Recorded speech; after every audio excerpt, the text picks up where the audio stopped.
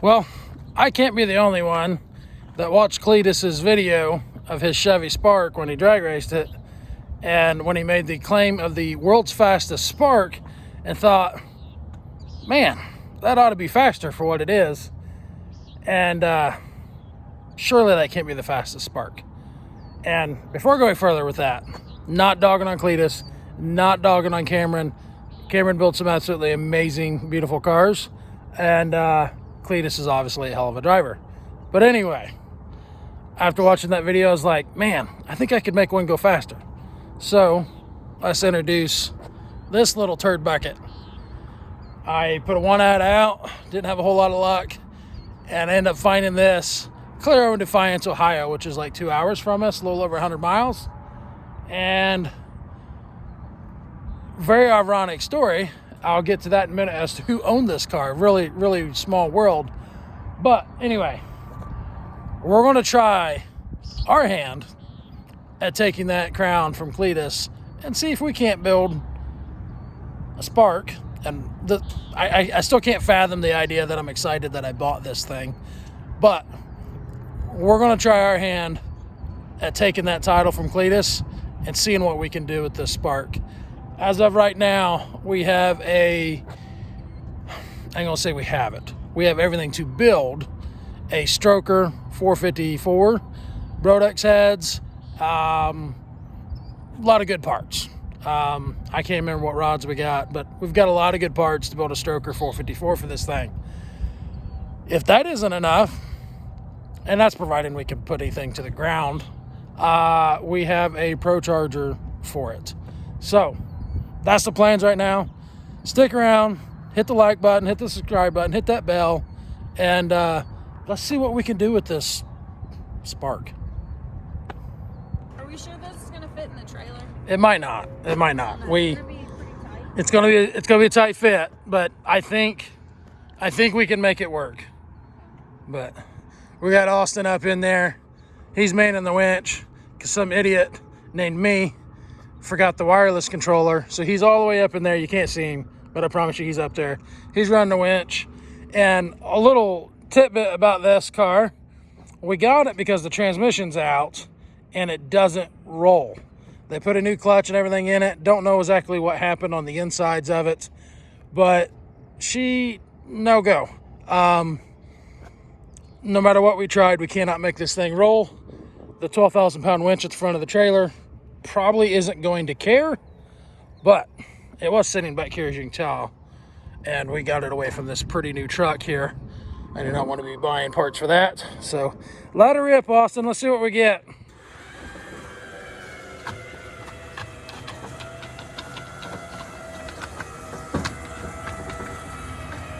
If you're wondering why in the world we brung this semi, it's because literally every pickup truck we own has got some kind of issue. So I brung what I knew was reliable, and that is the semi with a 53-foot trailer.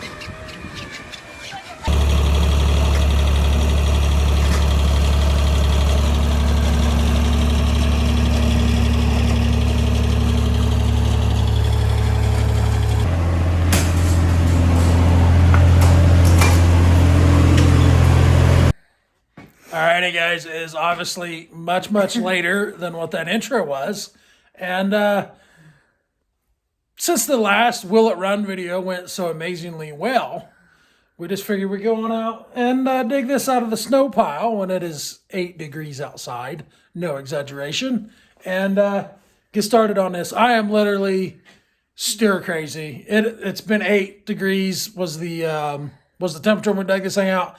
And the highs the next couple days is like 3 or something like that. But the wind chill since like Saturday has been like negative teens. So yeah, so it's not like it's been warm. Yeah, so it's been amazing weather as most of y'all's experiencing.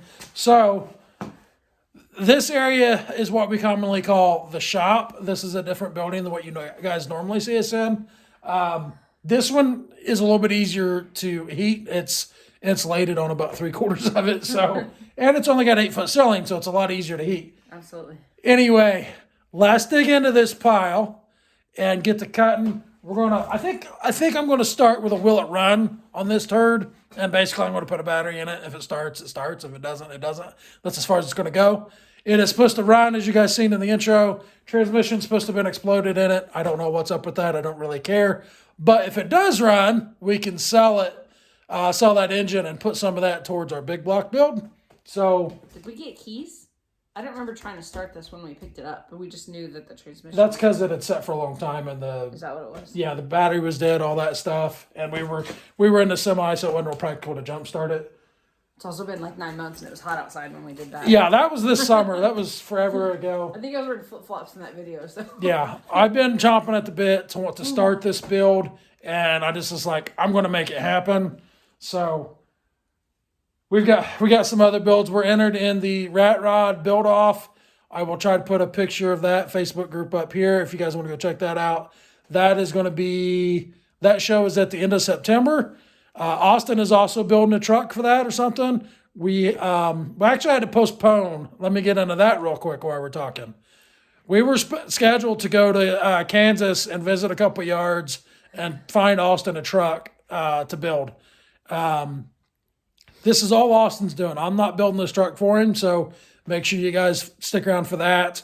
Plus, we got some cool yards we're going to walk around out there that I haven't showed you guys before. Some of them I've never even been to, so we had to postpone that trip because of the snow. We have, 14 inches of snow or something like that here at the shop, as you can see by the hoopty.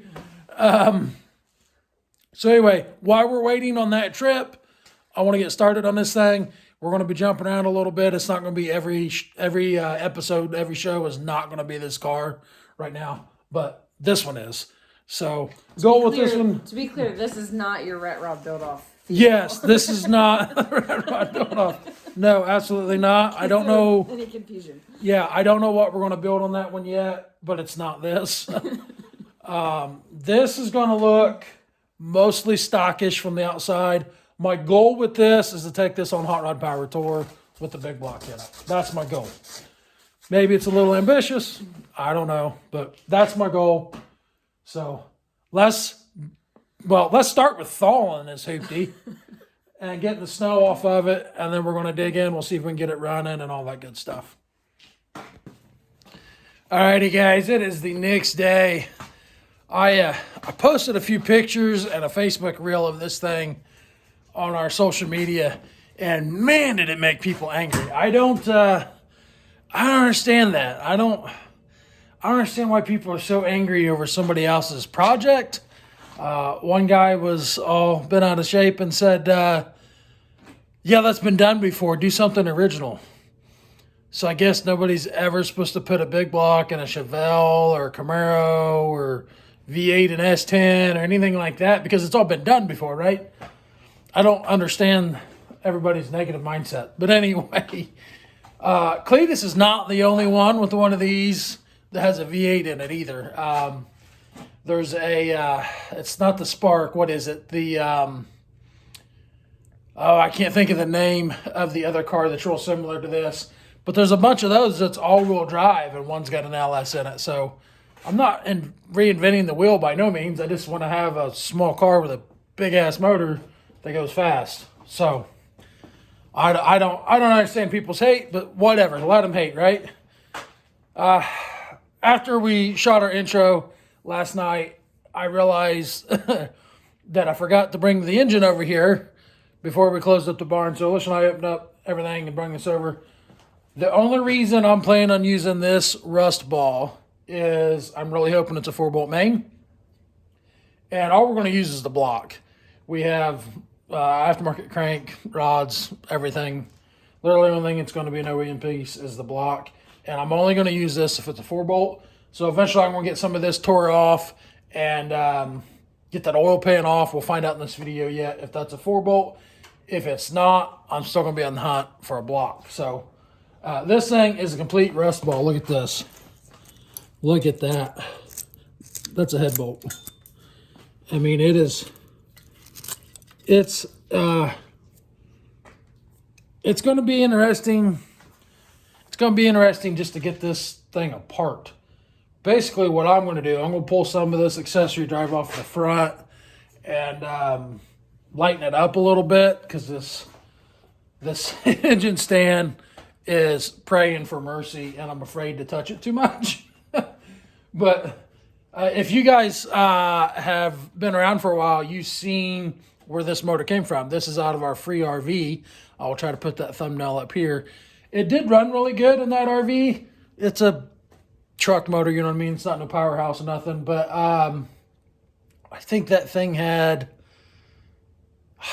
only had 30 or 40,000 miles on it. I can't remember. It was really low. So that's our power plant. Here's the hot rod. I have not looked at this car. I don't even know if I've ever even sat in this car. But let's dig into it together. Nothing special on the inside. Just your run-of-the-mill commuter car. Is that the hood latch? I had somebody commented on one of the posts and said they wanted to see the engine bay. So I sent them a picture of the front seat because that's where it's going to end up. Oh, yeah, there's plenty of room for a big block in there. Let's see, where is this supposed to go? I don't know what that's supposed to latch on. Where does that latch? Oh, there it is. Boy, that thing opens way up. They knew this thing was going to get worked on. Boy, that thing's like straight up and down. Anyway, we're going to get this hoopty pulled out in this video yet. This shouldn't take a whole lot. I want to make this thing run, if it will, before I pull it. That way I can advertise it as a running motor and have proof of it. Plus, I want to get some juice in it and see what kind of miles it's got, all that good stuff. So that's where I'm going to start. I'm going to get this thing running. I wish that transmission wasn't bad so we could do some hard park in the Spark. But it is what it is. Let's find a battery charger. And made in Korea. That's kind of funny. Well, it's not funny. It's kind of sad, actually. But anyway, anywho, let's find a battery charger and see if this thing will take any juice. I doubt it does. This car had sit for a long time before we ended up with it, and I've had it 6-8 months. So let's start there. I'll see if I can make this thing run, and then we'll start tearing it apart.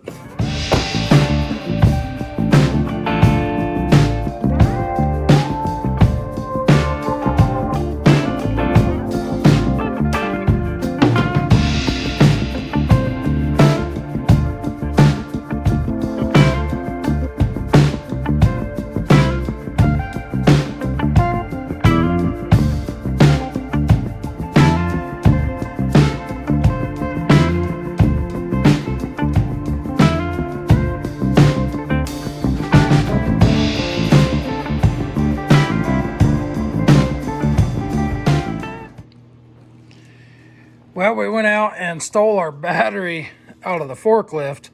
It is the only one that will actually fit in there, but it's oriented wrong, meaning the positive and negative need to switch, so it's in there backwards. So I got some wonky stuff going on here with the jumper cables to connect the negative up. Let's see if this hoopty will start. I've never heard this car run, so get in the hole. Alrighty. We're in neutral. 134,000 miles. Ooh, it's a little rattly. But it's been setting for years, so. Code 95. Wonder what that is. Oh, you cannot let the clutch out. As soon as I let the clutch out, even though that's in neutral, it died.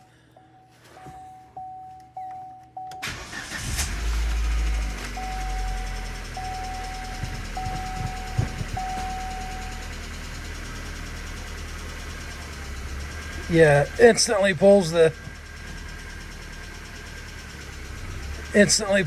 motor down. I'll have to Google what code 95 is. She's almost got a full tank of gas.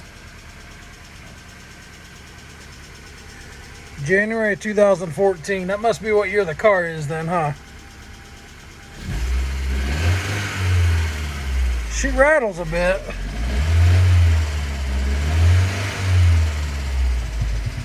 What sucks about this I literally can't get out because I can't let my foot off the clutch. Yep. That is the weirdest. That is the weirdest thing. That thing must be bound up internally. Huh. Try reverse.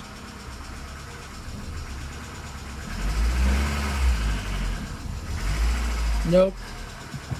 That is interesting. Not stuck in reverse. That's hilarious. It will not come out of reverse.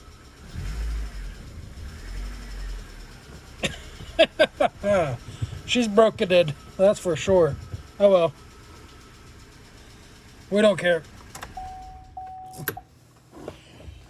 Well, now we can pull the motor out now that we have a video of it. I guess we technically don't have a video of it. Yep. Let me rig up something on this clutch pedal. We'll be right back.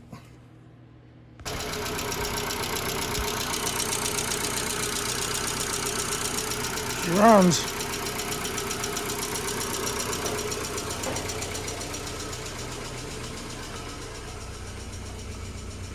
Well, that's going to be a wrap for today. We got all 985 different size fasteners pulled out of the front of this and all 782 electrical plug-ins unplugged.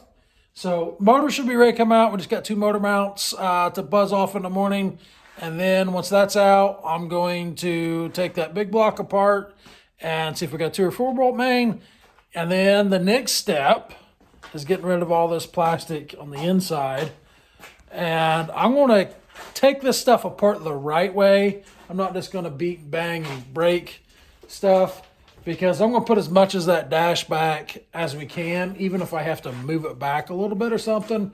We're going to see what we get into there. Seats are going to go away. It'll get some kind of racing seat in there. Carpet's going to go away, all that good stuff, because that floor ain't going to be the same. So that's where we're at for today. I'm going to call it a day, go shove some groceries down my throat, and hit it again in the morning. Okay, it is 2 days later. I lied. I did not make it out the next day. I felt like garbage. So, got my beautiful assistants helping tonight. And we're going to get this thing knocked out. I did notice something interesting right after I stopped filming the last time. I was piddling around a little bit more, and I'm not even going to show it to you until we can get it out here. But they said the transmission in this car was bad. And I don't think it was bad. This had just been into a dealership to get a clutch put in. And when they hooked the shifter cables back up, one of them had came unhooked and was not... they were essentially trying to put the car in 2 gears at one time. So I think that was all that was wrong with this freaking car. But it is what it is. We're going to get this motor pulled out. And then we're going to turn to this. Once again, I keep saying that. But I promise, we're going to do it this time. That I've been thinking about doing, and we'll go over this a little bit more in detail with you guys, is the suspension on this. I might be able to get away with running the stock suspension. Originally, I was going to cut all these frame rails out and completely redo the strut towers and everything.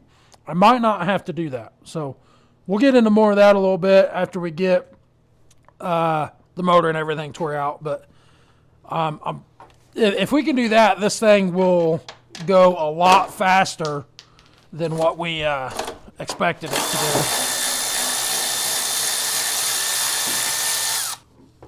What we're hoping to do, I've got the CV axles popped loose from the transmission, and I took the nut off the spindle out here, so they're kind of floating in there. But there's not enough room for them to slide them out, and I don't want to take this wheel bearing off yet. So I'm hoping I can get this picked up and shuffle it around and get that CV axles to pop away from that transmission. That's my plan. Alrighty. I think we're ready to apply some more pressure. This is the ghettoest strap. It's amazing what you'll do to avoid going outside when it's... I just looked, it's 9 degrees outside, so... Oh. That's my motivation for using that ghetto strap. So, I see. Because I don't want to go to the barn to get... This is what you said won't come out until this is moved a little bit? Yeah, there's a stud that sticks out of the firewall on them AC lines. And it literally sticks out so far that you'd have to take the intake off to... I think I got it. Well, we've moved the motor now. I know. I just it's on the inside of these lines, so it still won't come out easily. More room here.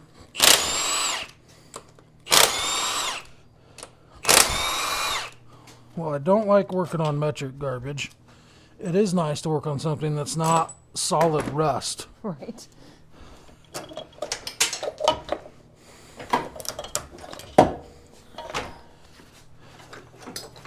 Oh, them brake lines ain't gonna allow that Freon line to come out, is it? Yeah, that's what I was trying to say. I got it off the stud, but Yeah. unless you snake it through here, it's still... So, I know a lot of people would probably just It's still pretty tight. tear everything apart and get it off here, but we're going to list a ton of this stuff on eBay in hopes of funding this build. This morning already, or not this morning, today already, we listed the AC condenser, the radiator, the fan, breather box. All them little things add up, and a lot of times that's how I fund my projects. We sell a ton on eBay, or did. Haven't been doing as much in the last year or so, but it's how I can do the stuff that we do and get the funding for it. Watch out, sweetie. We'll see if I can get these CV axles to pop out of that transmission. I think that's what's actually holding us now.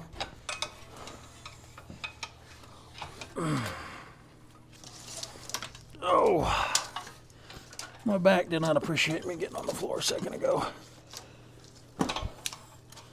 So, just a heads up, if we go radio silent, I think I covered this in my last video, but if this is the first one you guys have watched, I'm supposed to have back surgery here soon, or neck surgery, whatever you want to call it. So if we go radio silent, you won't hear from us for a while. That's why. I guess both of those answers are correct. It's technically spine surgery, which is Yeah. your back, and you get to it through your neck. So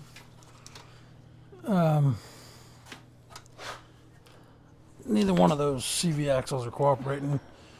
We could either buzz a strut loose and allow that to fall out, and that would probably give us enough to wiggle. I really thought we'd be able to move that motor enough that they'd come out, but do you want to try this side? Ooh. Yeah, you're moving the car on the jack stands. That's because I think we got it picked up with the hoist. I mean, it's sitting on it, but you just... Well, I mean, we've got all the weight. Maybe not. Maybe there's just no weight left to the car. I don't think there is. Because the 4 inches that Let's take... the plate is, you moved it like half the... Yeah, let's take this mount right here off, and that'll give us a lot more clearance on this tab that sticks out. Go with me. I'm trying to not cut anything. Like literally at this point... What'd you point to? Right here. These bolts right here. Oh. That's too big, I think. Yeah. That looks like a 13 or... that's probably a 14. Oh, yeah, I forgot you put the 18 Try that 14. Right now we can literally put this car back together because I haven't cut, broke anything. So, not that I'm planning on doing that, but I don't know. It's almost therapeutic, I guess, at some point. Was that not turning it apart? Or breaking it? Yes, because it is definitely therapeutic breaking everything at some point, but it's also therapeutic to take your time and unbolt everything and not have rage, I guess, of breaking. Uh-oh. Breaking everything, so I get it. Well, that's a nice little eyelet. I think I'll hang on to that feller. Got a nice little bend to it. Yeah, need to do the back bolts on it. There's 3 on the back, probably. Probably right there. You probably push that wiring out of the way. What let's just doing is that's got a big mound that sticks up for that back, that driver's side body mount or motor mount. They're slipping. Try and get that out of the way, and it'll give us a little bit more wiggle room. It's got to come off anyway, so. Yep, bunch more safety crap. Well, I'm going to say the motor's out. I'm going to shut the camera off instead of filling it up with this nonsense and we'll fire it back up when we tear into this big block and see what kind of garbage we got going on there. We got the motor out of there. She's sitting over there on the ground now. And we're going to roll this over in the jack stand. And I realized it's bent. And there's no handle or way to put a handle on there. So we're just going to leave it sitting like she is and get that oil pan off after Alicia gets done rounding that drain plug off. It's already pretty rounded. Well, you're going the wrong way for one. That's left. You were pushing on it. Pull on it.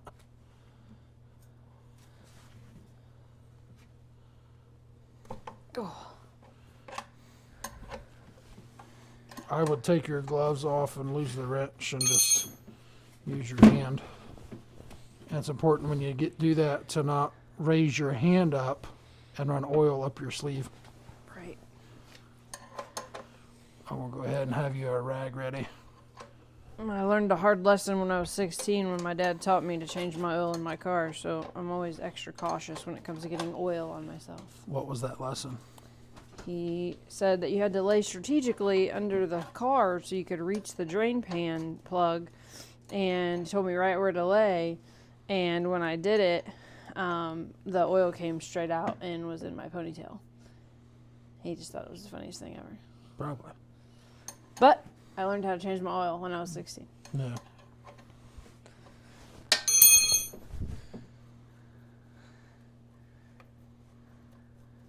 Don't let go of that bucket. Did I have a chunk when it first came out? I'm not sure if it was a chunk, but it was definitely very Thick? thick. Yeah. You can just set that. Yeah, here you go. They We'll like let this thing drain out, and I'm not going to have Alicia get underneath there, but I'll take the little impact. We'll buzz this oil pan off. I'm not going to move this thing at all with the way this thing is tweaked. I didn't realize how bent it was. I hope that's showing on the camera. The insert is like smashed up Oh, here yeah. and gapped here. Well, Can you I'd see it from never- back there, and there's not even a pin in it. I don't remember this being a mismatched set. That's why that's two different sizes. Yeah. But still, this should have enough material sticking out to put a handle through it to rotate it. I'm wondering that this isn't the smaller of the style, and this is a bigger, heavier duty one. Because if you look at the thickness of the diameter here, Yeah. and that's why that's a lot smaller. So if this was in a smaller stand, It still doesn't have a handle, a hole for a handle in it to rotate the well, motor. that's true. It looks all chewed up, like maybe it's been broke off. But what I was gonna say was, if this itself is shorter Yeah. for a smaller stand, it would stick out. But Yeah, there's no hole in it for a handle, the though. hole's up here for this. That's it. just for a lock. It does look kind of chewed up, like maybe it's been cut. I don't know why you would do that though. Yeah. So, alrighty. We'll get this pan buzzed off and see what we got here in a sec. Alright.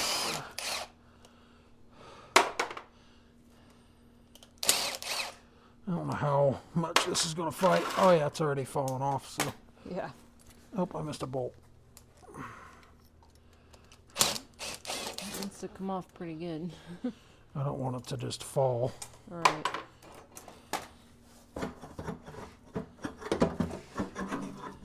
Moment of truth, and we have a 2-bolt. Daggone it. Oh, that sucks. I'm fighting a dipstick tube on the other side, I think. What are we looking at? Okay, these are your main caps. That's what holds your crank to the block.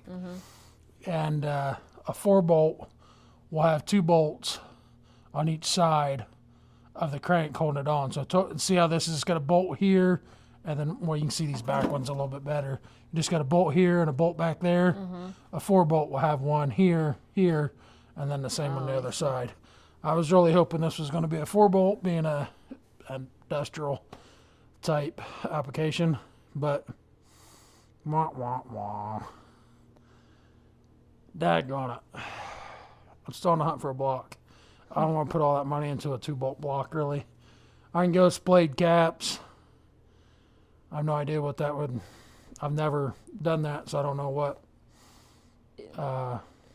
What is it having 4 bolts Like, why is that better? It help holds the crank in place better. I mean, that's the short version of it. There's more to it than that, but that's about as simple as you can make it. Okay. So We could build this and still put our stroker crank and everything in it, and it would last a long time. But so essentially, if you're putting more power to it, you want it to be more sturdy. Yeah.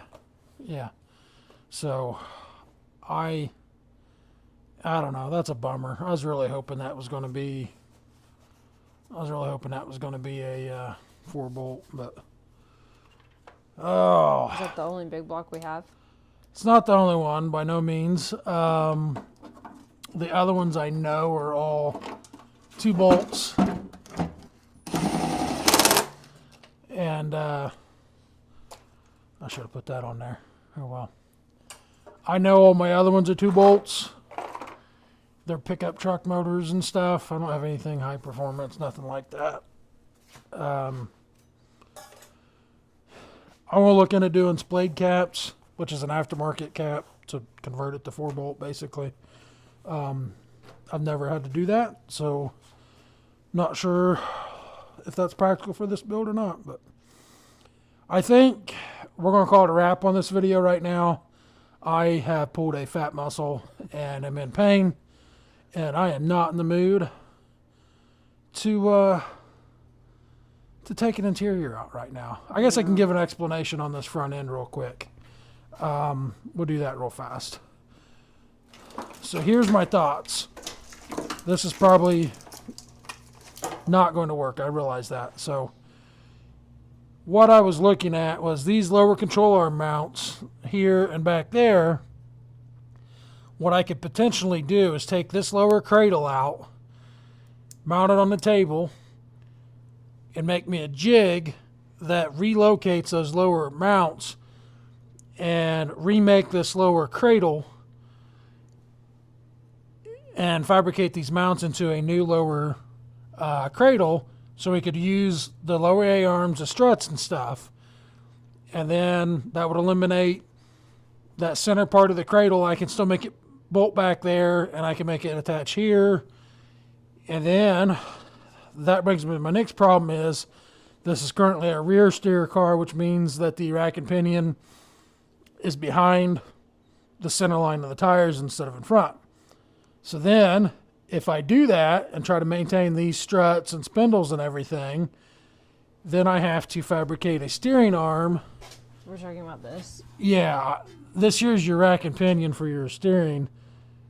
If I try to maintain this suspension and use these struts, I have to fabricate a steering arm that bolts onto this spindle that moves the steering to the front side of it and put a rack up front out of something, a manual Mustang 2 rack or something, I don't know. The other option I have currently that I'm not too keen on is I do have some old school chrome tubular Mustang 2 A-arms and spindles with aftermarket Wildwood brakes and calipers and stuff. I think it's Wildwood. I can't remember what it is, but it's got some old technology, disc brakes and calipers on it, probably from the early 2000s or something, I don't know. Really old stuff that I don't really want to use on this build, but it's an option I have right now.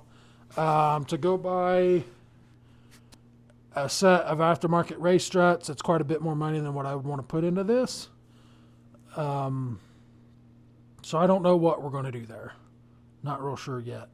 I probably need to walk around a pull-apart yard or a junkyard and just look at stuff and see if we can find a unibody car that uses struts that is front steer. I don't know if maybe later model Mustangs, Camaros, stuff like that. When I say later model, 90s and up. Yeah. I don't know if something like that would have some stuff in it we could use that we could fabricate and maintain these stock strut towers. I don't know. But looking at how wide the frame rails are on this, I can fit a big block in here. Obviously, this piece of the strut, this support here is going to have to go because, my guess is the front of the motor is going to be like right here. Right. Essentially, it's going to be under the dash. The booster and all that stuff's going to go away and the factory rack. But I can maintain those factory frame rails, these pieces here. That's not going to be a problem. I just got to think ahead of exhaust, steering, and finding a suspension that's going to work for us. You said the booster would go away, so do you have to do the brakes too? Yeah, we'll put everything inside somehow. Oh, okay. That's like minor stuff in comparison. The biggest hurdle right now is figuring out some front suspension is going to work. I already see the frame rails can stay, even if we add a subframe underneath them. Because I'm still going to put a frame rail in it. Even if these stay, my plans as of right now is to still maintain a frame rail that I will run from front to back to tie the car together, and all the rear suspension will be hung off of that, and then it'll all be tied together with the unibody. So it'll basically be a unibody sitting on a frame rail. Gotcha. But that's liable to change 18,000 times. As undecisive as I am, That never happens. and as much as you just got to evolve on a project like this. You can't get an idea in your head and just go with it. And what I don't want to do is cut the entire frame, the floor, everything out to where I just have a body and sliding it over a chassis. That's not what I want to do. I'm not saying we won't end up there, but I really hope we don't. So, but anyway, make sure you guys hit the thumbs up, subscribe, leave us a comment if you would, if you'd be so inclined. And like I said, go ahead and subscribe so you can follow us along in this madness. And hopefully we see everybody out on Power Tour in this hoopty and we have her done. So thanks for watching, guys, and we'll catch you on the next one.